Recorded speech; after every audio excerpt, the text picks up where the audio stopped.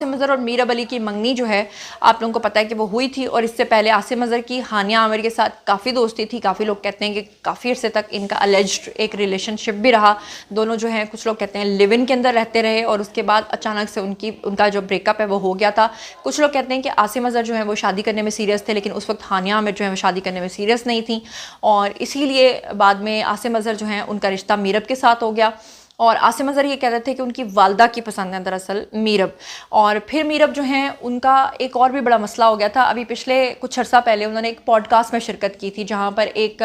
جو ہوسٹ تھا،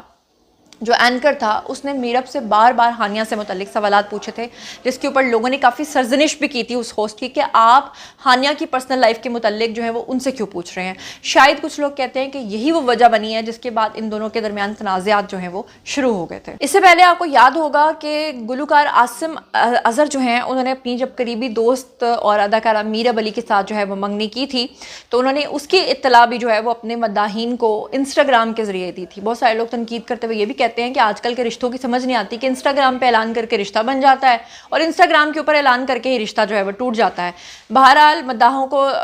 پیغام دیتے ہوئے انہوں نے لکھا تھا کہ اللہ تعالیٰ کے فضل و کرم سے اور اپنے والدین کی دعاؤں سے ہم اپنی منگنی کا اعلان کرتے ہیں. انہوں نے کہا تھا کہ اللہ ہمیں اپنی حفاظت میں رکھے اور یہ خوشیاں ہمیشہ کے لیے رکھے، آمین. اس کے علاوہ انہوں نے اپنے مداحوں سے دعاؤں کی درخواست بھی کی تھی، اور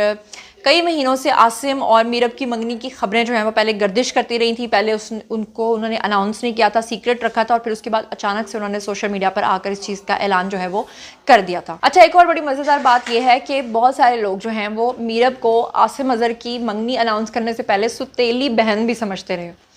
اور مجھے نہیں پتا کہ لوگ یہ کیوں کہتے تھے. اور اس کے بعد عاصم اظہر کو جو ہے اس کے اوپر آ کر وضاحت دینا پڑی، اور انہوں نے بتایا تھا کہ وہ میری منگیتر ہے، وہ میری کوئی ستیلی بہن نہیں ہے. اچھا، ایک اور بڑی مزیدار بات یہ ہے کہ عاصم اظہر اور ہانیہ سے متعلق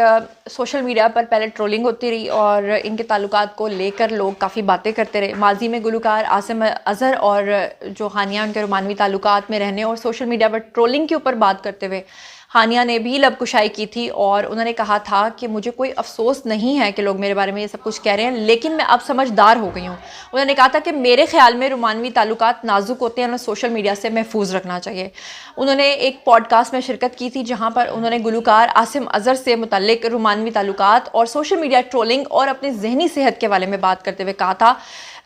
کہ ماضی میں ہونے والے تنازعات سے